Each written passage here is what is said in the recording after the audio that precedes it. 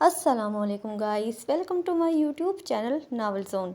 तो आज मैं आपके लिए लेकर आई हूँ सुमेरा हमीद का नावल ग़ुरूब मोहब्बत की लास्ट एपिसोड। जी हाँ गाइस, आपने सही सुना। मुझे बहुत अफसोस के साथ कहना पड़ रहा है कि ये नावल की आखिरी किस्त है। वैसे तो मैंने ये नावल बहुत इंजॉय किया है, मुझे बहुत अच्छा लगा है। आई होप आपने भी इंजॉय किया होगा और आपको भी पसंद आया होगा। तो चले, आपको ज़्यादा इंतज़ार ना करवाते हुए चलते हैं नावल की आखिरी किस्त की तरफ, ठीक है।